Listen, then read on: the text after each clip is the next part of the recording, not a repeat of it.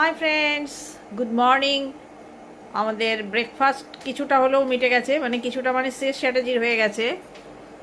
মধুবন্তীর আর আমার হয়নি এখনও, ওটাই বানাবো। তোমাদেরকে একটা জিনিস দেখাতে আসলাম, গতকালও দেখিয়েছি, কিন্তু জিনিসটা নতুন এবং খুবই উপকারী, তাই তোমাদের বলছি।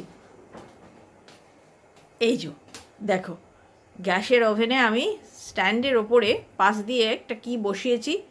এইটা তোমার বলছে গ্যাস বাঁচবে, আর সবথেকে বড় কথা হাওয়া গার্ড, এদিক ওদিক থেকে হাওয়া এসে যে গ্যাসের আগুনকে নড়িয়ে দেয় সেটা নড়াবে না। এই দেখো, আমার আর শেষ স্ট্র্যাটেজিটা হবে ইলিশ মাছ তেল ঝোলই হবে। আর এটা হচ্ছে মানকচুর ডালনা করব, আর তার জন্য কিছুটা জোগাড় হয়েছে, আরও কিছু বাকি আছে।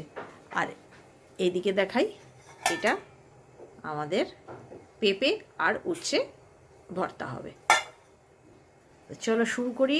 আজকে শর্টকাট একটা ব্রেকফাস্ট বানাবো। মধুবন্তী এখন প্যাচ মারছে, খাবে না বলছে।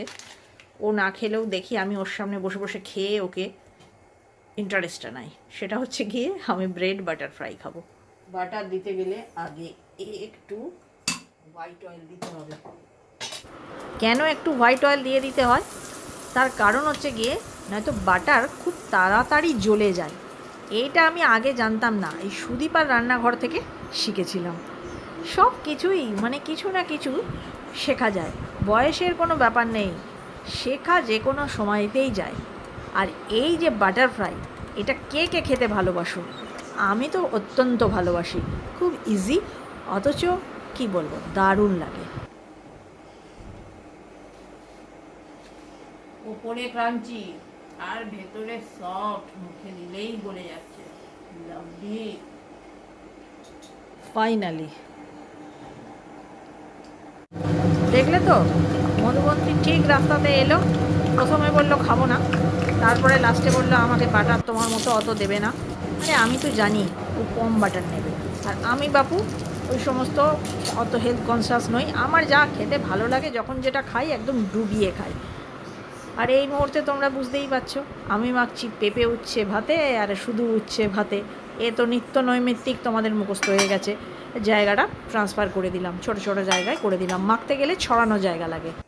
এই মান কচু হচ্ছে গিয়ে আজকের স্পেশাল পদ, তার জন্য ভীষণ সুন্দর করে জোগাড় করে নিয়েছি, যেটা আমি তোমাদেরকে খুব দেখাতে চাইছি কিন্তু ঠিকমতো ফোকাস করতে পারিনি।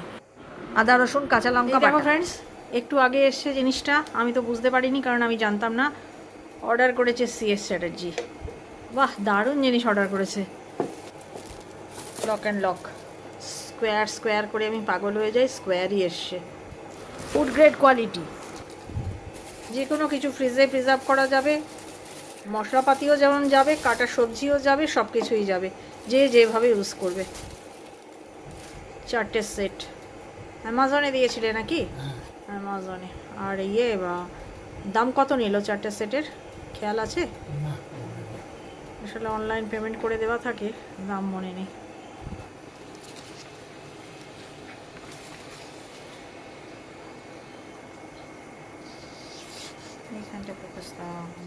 দেখো, তেল মশলা ভালো করে দিয়ে কষে তুমি যা রাঁধবে তাই সুস্বাদু হবে। আর মানকচু তো খাওয়ারই জিনিস, যতই প্রথম রাঁধি আর যাই করি। এটা আগে থেকে নুন দিয়ে সেদ্ধ করে নিয়েছিলাম। মানকচু রান্না করছি বন্ধুরা, এটা বোধহয় আমার জীবনে এত বয়সে এটা আমি প্রথম রান্না করছি। শোলা কচু আমি কয়েকবার রান্না করেছি, এসে পড়েছে যখন বাজার থেকে, তাকে তো রাঁধতেই হবে। আমি ওই শোলা কচু স্টাইলেই করে দেবো। শুকনো লঙ্কা, তেজপাতা, গরম মশলা সব কিছু ফোড়ন দিয়ে এটা আমি চাপাচ্ছি। সত্যি বন্ধুরা, ভয়েস ওভার করছি পরে, তো খেতে কিন্তু খুব সুন্দর হয়েছিল। যেমন গন্ধ তেমনি দেখতে, তেমনি সুস্বাদু। চলো আজকে ডিসকেল করতে হবে, আজকে আর কাচবো না। ওয়াশিং মেশিনটা একটু ডিসকেল করি।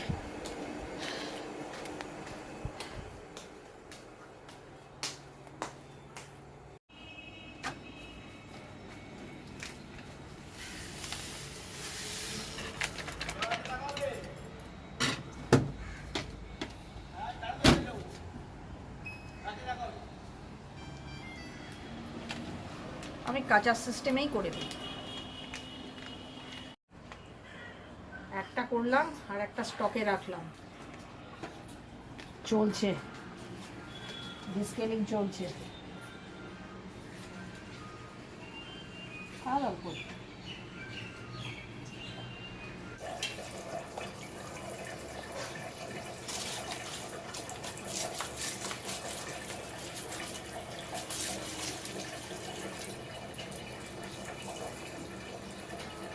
আরো এত এত ফেলেছি।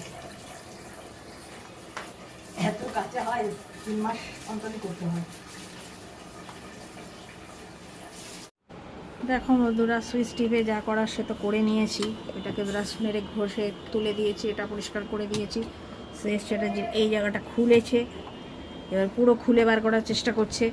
দেখা যাক কতটা কি করে উঠতে পারি।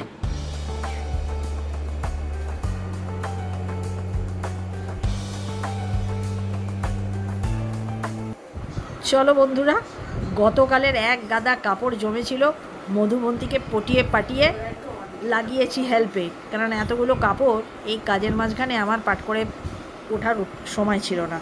আমি শুধু চাদরটা ধরে দিচ্ছি, কারণ চাদরটা বড় তো, ওর পক্ষে একটু অসুবিধা।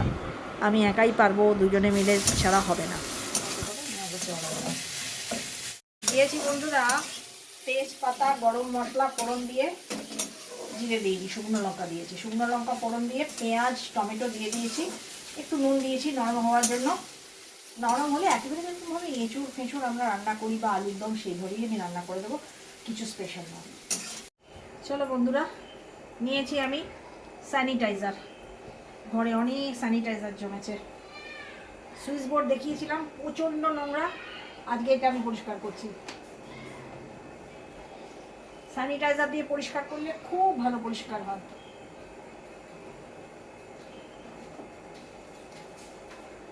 আর নিয়ে দেখা, ফোকাস ফোকাস।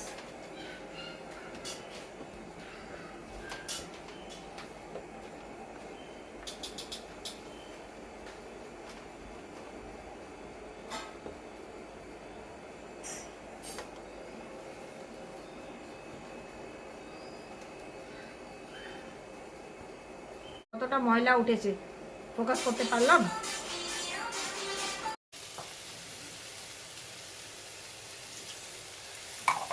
আদা রসুন কাঁচা লঙ্কা বাটাটা আমি দিয়ে দিলাম। যদি চুলকায় মুখ, এসব কচু ওল আমি বিশেষ খেতে যাই না। না, ম্যাড্রাসি ওলগুলো চুলকোয় না। আমি খাওয়ার মধ্যে কচু, সত্যি কথা বলতে গেলে আমরা ওই ধলি কচুটাই খাই বাবা। ওই চুলকানি লাগবে, সে আমাকে ঝগড়াটি বলো আর যাই বলো, আমার মুখে চুলকায়। ভালো করে রান্না করলে কোন জিনিসটাই না খেতে ভালো হয়। এতে আমি ধনে জিরে গোলমরিচ যাবতীয় দিয়েছি, লঙ্কা ফঙ্কা সব দিয়েছি, আর কষা কষা করে রান্না করেছিলাম, খেতে খুব ভালো হয়েছে। আর সিএস চ্যাটার্জি ভাবছে যে জিনিসটা খুব সুন্দর, তাই বুঝি ভালো হয়েছে। মান কচুটা দেখে থেকে আমি বিরক্ত হয়েছিলাম। বাজারে এত কিছু জিনিস রয়েছে, ফ্রিজ ভর্তি জিনিস রয়েছে, ফুলকপি, পটল, ঝিঙে, ঢ্যাঁড়স, কাঁচা কুমড়ো, সব ছেড়ে মান কচু। উফ। আর বন্ধুরা, রান্না একটু করে চাপা দিচ্ছি। আর আজকে আমি কি বলবো, ওথ নিয়েছি যে এই ইউনিটের যত সুইচ বোর্ড আছে আজ আমি এক দফা পরিষ্কার করেই ছাড়বো। মাঝে মাঝেই নিতে হয়, তাহলে বেশি নোংরাটা হয় না। আর যদি খুব বেশি নোংরা হয়ে যায় তখন তার স্যানিটাইজারে উঠবে না, তখন জল, সাবান জল দিতে হবে। আর সেটা তো ঠিক নয়, ইলেকট্রিকের জায়গায় জল, সাবান জল এসব দেওয়া। এটা তাড়াতাড়ি, যেহেতু অ্যালকোহল থাকে, তাড়াতাড়ি ইভাপোরেট হয়ে যায়, সেই জন্য এটায় কারেন্ট লাগার চান্স কম। যখন আমি আসানসোলে থাকতাম, অনেকটা লাগে, তখন অত স্যানিটাইজারের ব্যবহার জানতামই না। পরে তো মেয়েদের কাছ থেকে শিখেছি, মেয়ে ব্যাঙ্গালোরে বিয়ে হয়ে যাওয়ার পরে, তখন আমি ডেটল দিয়ে পরিষ্কার করতাম। ডেটল দিয়েও খুব ভালো পরিষ্কার হয়। তোমরা বন্ধুরা কে কী দিয়ে পরিষ্কার করো আমাকে কমেন্ট করে জানালে আমি খুব খুশি হব, আর শিখতেও পারবো যে আরও আলাদা কিছু জিনিস আছে কি না, যেটা এটার থেকেও ভালো।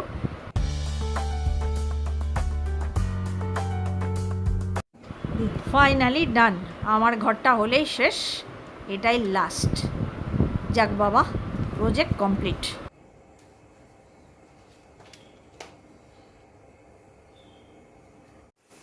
আমি আঁচ কমিয়ে কমিয়ে রান্না করি তো, সেই জন্য রান্নাতে বেশ খানিকটা সময় যায়। আঁচ বাড়িয়ে ধরধর করে রান্না করাটা আমি খুব একটা পছন্দ করি না। আঁচ কমিয়ে রান্না করলে রান্না সুস্বাদু হয়। চলো এবার ঢেলে দেবো কুকারে। খুব কুকারে 3-4টে সিটি পড়ুক, ততক্ষণে আমার অন্য কয়েকটা কাজ হয়ে যাবে। চলো বন্ধুরা, এই মাছটা করে নিলেই আমার রান্নাঘর থেকে মুক্তি।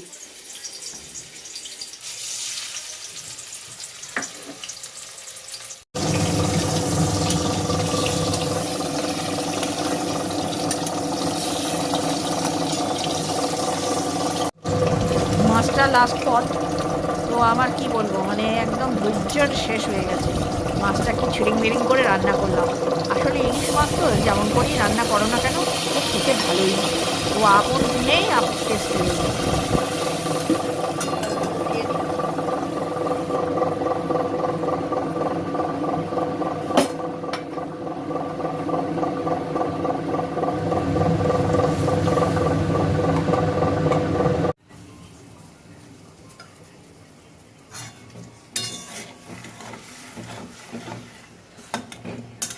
এত যে সবুজ করেছি ঝোলটা, একটু যদি ঝাল হতো। নতুন রোপণ করা হলো বন্ধুরা, জেড প্ল্যান্ট বোধ হয় এটা। হ্যাঁ, এটা জেড প্ল্যান্ট। একটা জিজি একটা জেড আমার গন্ডগোল হয়, ভুল হলে তোমরাই শুধরে দিও। তো পুরোনোটার থেকে নিয়ে একটু জলে রেখেছিল কদিন, তারপর ওটা থেকে নিয়ে এখানে গাঁথা হয়েছে। দেখা যাক বাঁচে কিনা।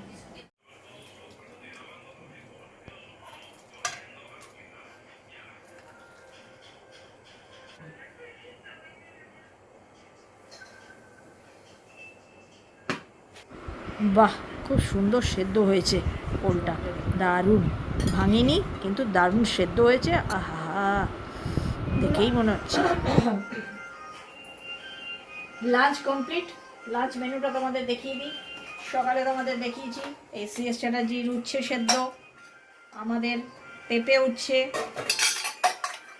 আর পরে ঢেঁড়স এসছে, ঢেঁড়স সেদ্ধ। ঢেঁড়স তো আমি পাতে মাখি, নুন তেল কাঁচা লঙ্কা দেওয়া আছে। একটু হাতটা বাড়ালে পারতে না, দেখা যাচ্ছে। আর আজকে এই মহারানী হবে কি মহারাজা হবে কি হবে আমি জানি না, তবে খুব গন্ধ উঠছে। আর এইটা হচ্ছে গিয়ে সিএস চ্যাটার্জির আর আমার ইলিশ মাছ। মধুবন্তী খায় না, মধুবন্তীর চিকেন আছে। এই ছোট কিচেনটি আমার store room, pantry room, dry kitchen, মানে কি বলবে, মানে সবভাবেই আমি ইউজ করি। যদি খুলে দেখাই তাহলে বুঝতে পারবে যে এই ছোট্ট কিচেনটা আমার কতখানি কাজের এবং মানে আমাকে কতটা গুছিয়ে রাখতে হেল্প করে। অনেক সুন্দর করে ব্যবস্থা করা আছে, আরও করা যেত, কিন্তু তখনকার মতন যতটুকু মনে হয়েছিল ততটুকুই করেছি। যাই হোক, নতুন কেনা কন্টেনারগুলো আমি এখানে রেখে দিলাম, কারণ আপাতত আমার মাথায় ঢুকলো না যেগুলো কি করব, মেয়ে আসুক।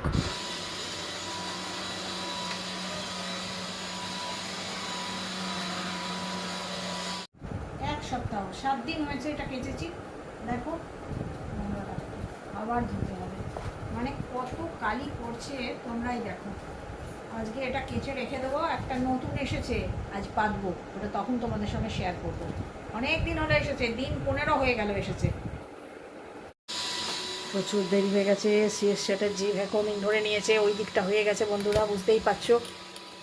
আমার ওই দিকটা আধা খাপসা ডাস্টিং হয়েছে। আজকে আমার না প্রচুর দেরি হয়ে যাবে গো, অনেক বাড়তি কাজও করেছি তো রেগুলার কাজের সঙ্গে। এখনই বুঝতে পারছি ঘড়ির টাইম অনেকটা এগিয়ে গেছে। শেষ চ্যাটার্জিরও দেরি হয়েছে, ওদেরকে খাইয়ে দেবো, আমি পরে দেখব। এই দেখো, কোনো রকম করে রান্নাঘর পরিষ্কার হয়ে গেল। আমি প্রত্যেক দিনই এই কাউন্টার টপ ক্লিন হলে এই সমস্ত কিছু ওপরে তুলে দিই, এতে না ঘর পরিষ্কারের খুব সুবিধে হয়।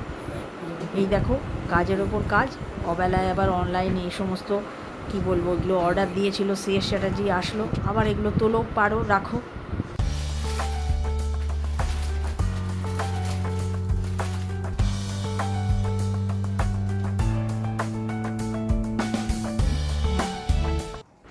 আমার এই দিকটা পোছাপুছি সব কিছু হয়ে গেছে, কিন্তু ওই দিকটা এখনও বাকি আছে। হাত লাগিয়েছিলাম, তার মধ্যেই এই সমস্ত গ্রসারি আইটেম এসে পড়লো। এগুলো যতক্ষণ না রাখবো ততক্ষণ এক জায়গায় জড়ো হয়ে পড়ে থাকলে ভালো লাগে না বন্ধুরা। সন্ধ্যের থেকে আর আমার বেশি এনার্জি থাকে না, তখন এডিটিং করতেও আমার খুব কষ্ট হয়। সন্ধ্যে থেকে বসে আমি বিকেল দুপুর থেকেই বসে যাই, খাওয়া দাওয়ার পরে আর কি। দুপুর আর কোথায়, সেই বিকেল হয়ে যায়। তারপরে তো আবার একটু বাদেই উঠতে হয় রাতের রান্না, কারণ আমরা রাতে তো রুটি খাই, সেই জন্য একটু আলাদা কিছু রান্না, ভাতের তরকারি দিয়ে তো রাতে রুটি খাওয়া যায় না, তখন আবার আলাদা কিছু করতে হয়। ছোটোখাটোই করি। এই জায়গাটা তোমাদের সঙ্গে শেয়ার করেছিলাম, কদিন আগেই গোছালাম, আবার অগোছালো হয়ে পড়েছে। একের ওপর এক জিনিস আসে, সবসময় গুছিয়ে রাখা যায় না। আজকে 15-20 দিন হয়ে গেল, আজকে ওটা তুলে দিয়েছি কাচতে, তোমাদের বললাম আমি তোমাদের সঙ্গে শেয়ার করব। এটা আগেরটার থেকে একটু অন্যরকম, প্যাটার্নটা উল্টো পেতেছিলাম, আবার ঘুরিয়ে পাততে হলো। সেই যত ভাবছি তাড়াতাড়ি করবো না, তাড়াতাড়ি করলে আবার কাজ গন্ডগোল হয়। এটা কেমন হয়েছে বন্ধুরা? এটা তো আমি চুজ করিনি, শেষ চ্যাটার্জি চয়েস করে দিয়েছিল অর্ডার, আমি তো আসার পর দেখলাম। তোমাদের কেমন লাগছে জানিও। হয়তো কারুর ভালো লাগবে, কারুর হয়তো ক্লামজি লাগবে, তবে রান্নাঘরে তো চলেই যাবে, নোংরাটা একটু কম বোঝা যাবে, এই আর কি। বাই ফ্রেন্ডস, আজকের মতো ব্লগটা আমি এখানেই শেষ করছি। ঘড়িতে সময় 1:45 হয়ে গেছে, বহু কাজ বাকি। Bye bye.